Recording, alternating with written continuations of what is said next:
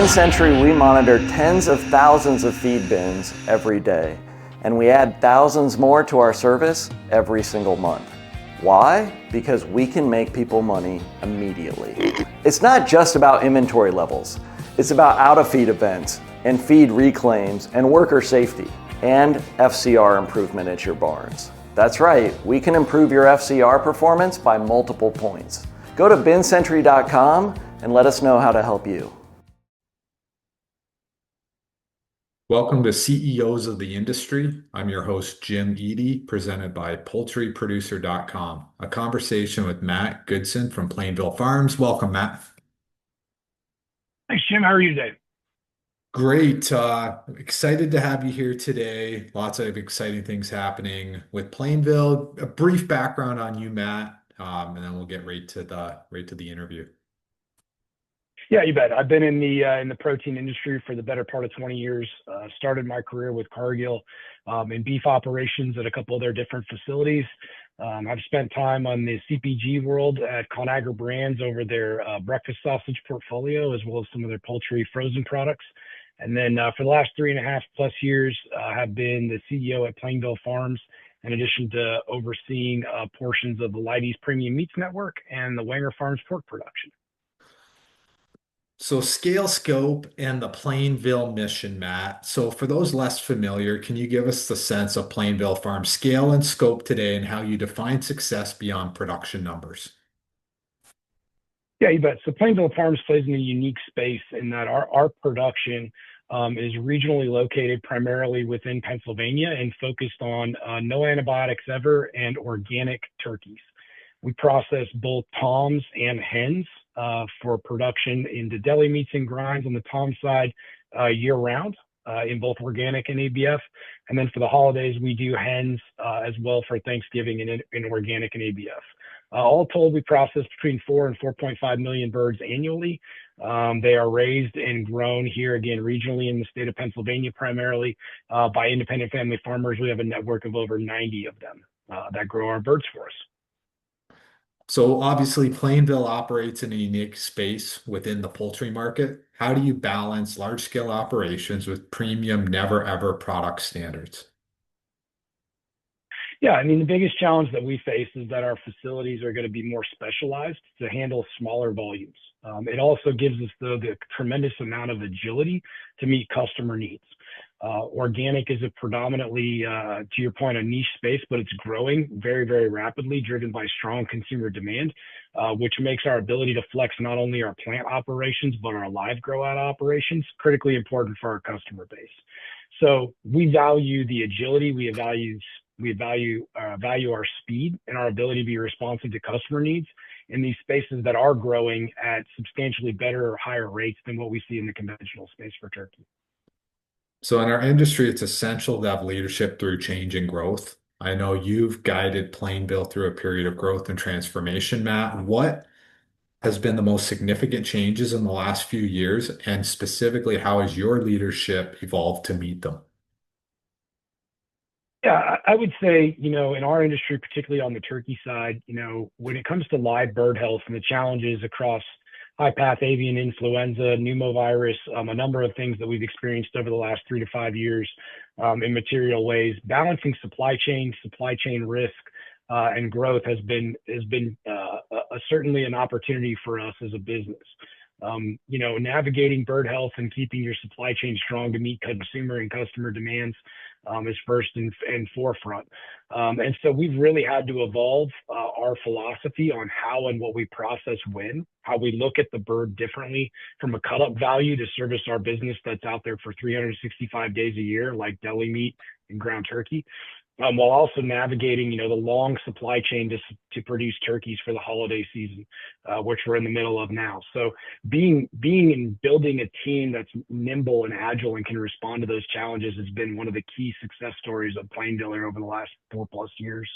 It's certainly a strength of ours. The other reality is that labor is always a challenge. Finding great people that want to come in, work in our industry, whether it be on the live side, servicing our birds in the barns, working right alongside our growers, driving trucks, catching birds, hauling birds, processing birds. you name it. That's been another unique challenge. And so we've focused a lot of our time and effort, not only in the agility of our supply chain and being nimble, but honestly taking care and investing tremendous amounts of knowledge and time and effort into our people. Everybody on our team fits, everybody matters. The best ideas have to rise to the top, and we spend a lot of time collaborating and talking through how we can produce those things to meet the challenges that we face today. So with the people, how do you maintain company culture and consistency as a brand and the industry evolves so quickly? Yeah, so one of the things that we did 3.5 years ago that was unique was we took the opportunity to revamp and develop, our mission, vision, values, and the things that we stand for. We call it our North Star. And the unique opportunity was really, in my experience, a lot of those things either existed previously or they were oftentimes driven from a top-down side. We actually took the opposite approach. We built our North Star from the bottom up. We started with our folks that are doing the bulk of the work, the hard work every day to process birds, to grow birds. And so what does it really mean to be a part of the Plainville Farms family? And so as we incorporated that into our North Star, what we really found was that it increased the ownership, it increased the engagement. Everybody understands how they fit, why they matter, and how critical they are to the operations as a whole. And with that, we provide a tremendous amount of transparency. Everybody on our team knows how we're performing, where we're winning, where we have opportunities to do better. And we review those on a monthly, if not weekly basis with everyone. So engagement's high, transparency is very high. We treat each other all like we're adults because we are, and recognize that everybody has a unique role and opportunity to not only impact the business, but impact our customers, our communities, and our stakeholders. We're very intentional with how we go about our people and navigating our people. We built a people-specific strategy. We call it our people strategy, rooted in the North Star, and it's informed through roundtables and constant communication with our folks at the plant levels. So innovation is clearly central to Plainville Farms, from animal care to product development. How do you continue earning consumer trust while innovating in a competitive marketplace? Yeah, it's a great question. And what we've found is that as it pertains to the organic space, we need to be incredibly good at doing the basics well. Incredibly good at animal welfare and husbandry. We've had some issues with that in the past. And so making sure we're transparent in how we take care of our birds, how we manage our farms, how we deliver feed and take care of those animals is critically important. And so that's a big portion of this. The other part of it is that over time, navigating within the facilities, how to produce those products at an efficient rate, clean, cold, correct, on time, matters to our customers. When you play in niche categories that are growing organically from consumer demand, simply delivering on the expectations on your customers is priority number one. We tell our teams all the time, we don't necessarily have to be superheroes. We need to deliver our product on time, in full, in spec, at all the time, and meet those expectations of our customers. From an innovation side of things, we've really leaned into innovation on the supply chain, recognizing that, particularly over the last 3+ years, if not longer, supply chain has been the number one disruptor of our industry. Again, relative to health concerns, high path, again, metapneumovirus. So our innovation is really focused again on how can we be nimble and agile to meet our customers and our consumers exactly where they are. We are not a large organization. We don't have unlimited resources when it comes to research and development or truly bringing new to the world solutions. However, we're obviously very, very adaptable, and we can watch what goes on around us. We can evaluate products. We can create great items along partnership with our customers that move the needle for the category and continue to drive the growth that we're seeing in the specialty spaces. So Matt, which recent innovation or product are you most proud of, and why, and how does it matter to the customer experience? I think one of the products that we're most proud of is our deli meat program. Our deli program, when we look at our products across the board, it's incredibly clean label. We have less than 5 ingredients on there. It's turkey, water, salt, and that's essentially it. And we take a lot of pride in being able to produce a fantastic deli product with very, very minimal ingredients that can withstand the challenges of the customer's supply chain, whether it be temperature fluctuations, distribution challenges, etc. So I don't necessarily have a great example of, hey, we've created this new to the world product or a new flavor or any of those. In fact, over the last 3.5 years, we've really trimmed our product portfolio to focus on the biggest and best items, and then making sure that they give our customers the best opportunity to be successful at shelf, reducing shrink, reducing product that spoils or that goes out of code date, and making sure that they've got exactly what they need when they need it. So our next phase of growth is going to focus more on innovation. We're looking at launching a new line and expanding our gravy line for the holidays. One of the key things that you hear about turkey is that I dry it out and it's hard to cook. Well, the nice part about gravy is the great equalizer. If you've got a great gravy, you can salvage just about any meal. So look for us to launch a new line of gravies that would include a hot honey, a summer squash and cranberry, as well as a traditional turkey gravy to support the holidays next year. It's exciting. You've got all the condiments, the turkey, everything. We try and be full service for those customers that are looking for it. And again, the funniest part is that gravy is the unsung hero of the holidays. And yet not everybody knows how to make great gravy, or let alone make different flavors or varieties. And so we want to bring that optionality to consumers and to customers. It's a great solution for customers to offer their shoppers over the course of the holidays and give them a sense of comfort knowing that, hey, even if I don't know how to cook the best turkey in the world, I've got great gravy and great options to make sure my family's happy. And what about animal welfare? It's the heart of Plainville's brand promise. How do you ensure that responsibility is lived out every day across the supply chain? Yeah, it's a great question, because back in 2021, we were part of a PETA investigation that resulted in some of the most serious and largest sweeping charges brought against our former employees at the time. It's certainly something that we take very seriously and have cooperated along the way 100%. And with that, we've learned a tremendous amount.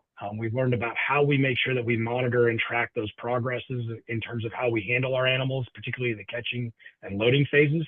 We brought in third-party auditors. We brought in body cams, anything that we can do to continue to maintain the quality and integrity of our animal handling practices and programs. It's unfortunate that was a black eye for us and for the industry, and something certainly we're not proud of. But at the end of the day, we have to own the mistakes that we made and recognize that we have an opportunity to continue to lead in that space. And I believe we've done a really nice job of that. So we don't necessarily have all of the answers, and certainly animal welfare has a number of varying degrees of opinions depending on the industry, the influencers, the groups. But our job is to listen. It's to evaluate the options and constantly keep the welfare of our birds, the safety of our employees, the safety of our growers at the forefront, and continue to learn from the mistakes of the past, and then share those with the industry. At the end of the day, we want to be good stewards not only of our business, but of the resources and of the industry. There are a tremendous number of turkey growers throughout the country who work really hard, and we want to represent them well. So with those challenges, how do you communicate transparency and accountability to consumers and employees after challenges or scrutinies that you just talked about? It's a great question. And in the age of social media and the internet, right? I mean, all voices can be amplified at equal levels. Again, we address those concerns and those questions head on. We have a responsibility and an accountability to answer them. So when we're asked by our consumers, whether it's directly through our website or through our social media sites, when they're handled in an adult and productive manner, we're more than happy to address them and explain what it is that we've done. We support, again, local law enforcement, various auditors, third-party groups to have the transparency and to share that with our customers accordingly. And the reality is that there are a number of folks who are well-versed in animal agriculture and what takes place and how important husbandry is, not only to our business, but to our farmers who are paid on the ability to grow healthy and productive birds. And so everybody is incentivized to, number one, perform at a very high level, and number two, do it transparently. So again, we have no problem answering the questions. We have no problem producing content that shows exactly what we're doing, in a manner that understands exactly the challenges of animal agriculture. It's a difficult balance. There's no doubt. And again, relatively speaking, there are lots of people on all different sides of the aisle and how they feel about it. But this is our industry, and we're proud of what we do. We're proud of what we learned from those instances, and we're proud to be an industry leader in this space as we go forward. So sustainability, Matt, has been a buzzword recently. So sustainability in poultry isn't just about the environment. I think it's about people, farms, and communities. How does Plainville integrate those elements into its long-term strategy? Great question. And particularly for us, when we think about sustainability in light of our proposition and our branding around organic and never ever usage, sustainability, both in terms of animal welfare and husbandry, comes into factors, and antibiotic usage and our position on those. At the same time, we also take very seriously utilization of resources. So water, we have a number of different water reduction initiatives we have in our facilities. We're looking at installing solar across all of our businesses to be able to produce renewable resources that can power our distribution centers. Our growers, without a doubt, we work very closely and balance sustainability with biosecurity. There are a number of things that we could do differently, but in today's day and age, with biosecurity being so incredibly important, it challenges some of our sustainability initiatives. But at the end of the day, we partner with our state and local officials to work through water, energy, and various different row crop opportunities we have to provide those types of resources back into the communities. So no-till drilling, different cover crop initiatives, things along those lines here in Pennsylvania that we can directly influence, understanding that a lot of those grains are marketed to feed mills that support our business. And how do your farmers, employees, and partners contribute to keeping that mission alive? We view it as one big team. And that's the beauty of it is, again, we have 90 plus independent family farmers that grow our birds for us. We take great care in providing them with contracts and terms that allow them to be successful. We have annual meetings that we give them the insights into what's going on in the business, what it is that we're working on, how we're planning to grow, and what we need from them. We also have open forums with our growers and everyone that participates in the live side to get feedback on things we need to improve on. So again, we view this as a two-way conversation and a partnership across everybody from start to finish, from our suppliers on the pulp side to our growers, to our catching and hauling services, to our plant productions. Again, we view this as we will be successful together or we will struggle together. And the reality of it is that when we take responsibility for each portion of the supply chain and what we have to deliver to consumers, we found that everybody leans into it. They really understand what we're trying to accomplish. We're a unique business. And again, we're not a large player and we don't have infinite resources. And so, our ability to, again, be agile, to be nimble, and to be transparent with everybody so they understand what we want to accomplish and buy into the mission while also providing feedback to make us better has been a huge key to our success over the last 3.5+ years. Well, you're a great leader, Matt. You're doing some great things at Plainville Farms. Now, that leads into the future. So 5 to 10 years, what do you believe will define the leadership in the poultry industry, and where do you see Plainville fitting into the future? Wow. I think what's going to define Plainville in the future is going to continue to be our ability to scale in the organic and antibiotic-free space. Consumers continue to demand transparency in the products that they eat, and certainly there is a market out there. When you put the cost of protein in context, costs are up across the board. Consumers are much more diligent around where they spend their dollars, and Plainville wants to offer approachable solutions in this space that give consumers, particularly younger consumers, the opportunity to feel good about their choices at the shelf, and how that aligns with their values: sustainability, animal welfare, non-GMO ingredients, etc. So we see continuing to be at the forefront of that to challenge our industry and ourselves around, again, animal welfare, animal husbandry, best practices within our facilities, and growing to meet that demand. From an overall industry perspective in the poultry side, I think that the best word that I can use to describe things, especially in the last 3+ years, has been volatility.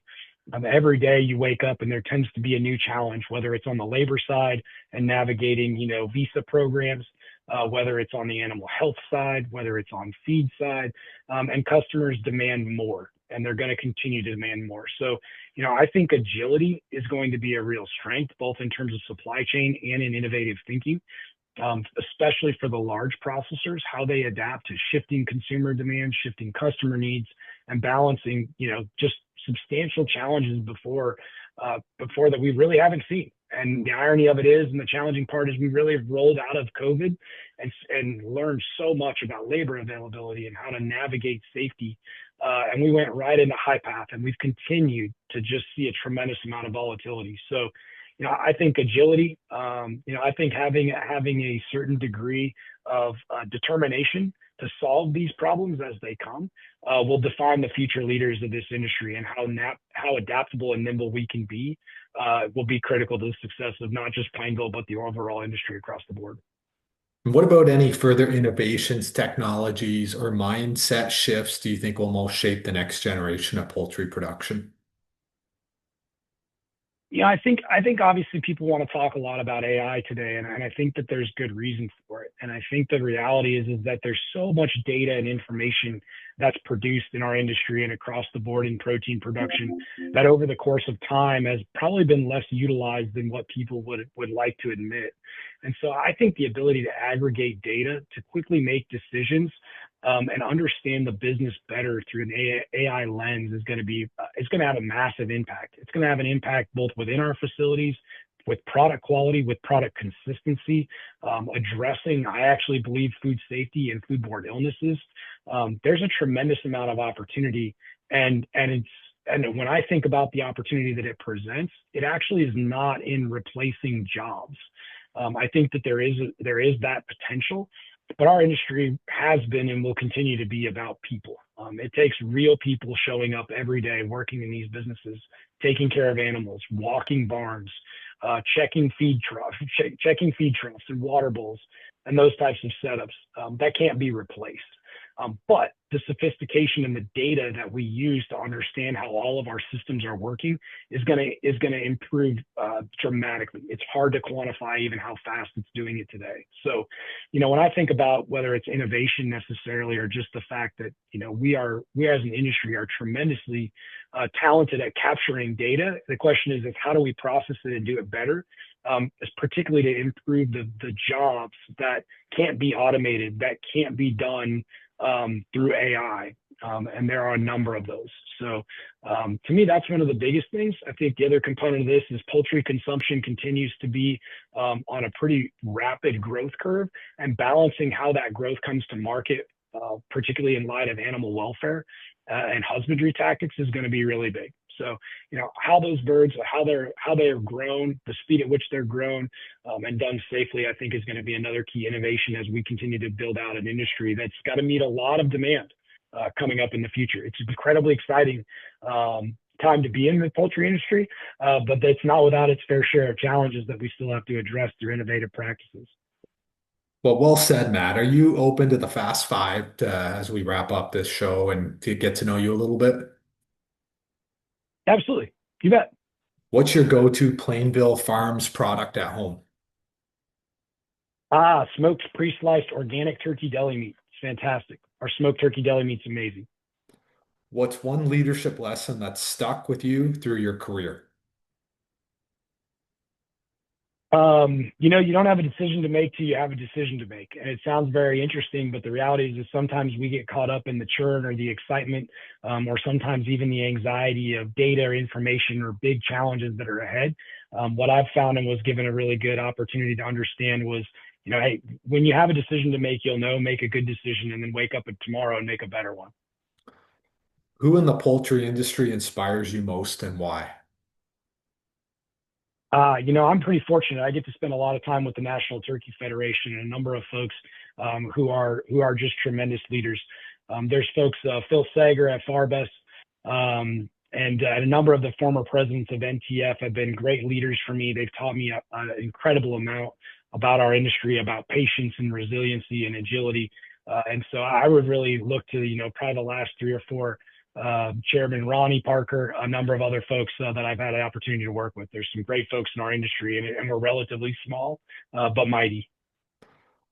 What's the biggest change you hope to see in consumer perception of poultry? I think right now consumer perception of chicken is really great. I'd love to see consumers start to branch out a bit more into turkey for more everyday needs. There's a cost component of that. I mean, chicken is certainly affordable on that perspective.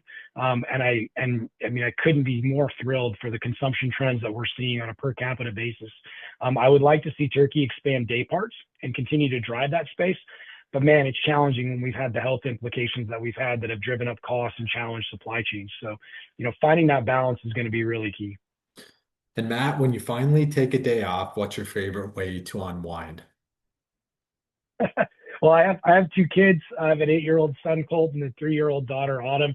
And I have to admit, I really enjoy spending time with them. They keep me young, and I'll be honest, they've picked up my passion for waterfowl hunting. So when we're not processing turkeys or working in deli meats or in the hog industry, you can find us usually in a duck blind somewhere. So enjoying watching the sunrise and making pancakes for my kids. Well, great to connect today, Matt. Thanks for joining us on CEOs of the Industry. Thanks, Jim. Likewise, appreciate you having me.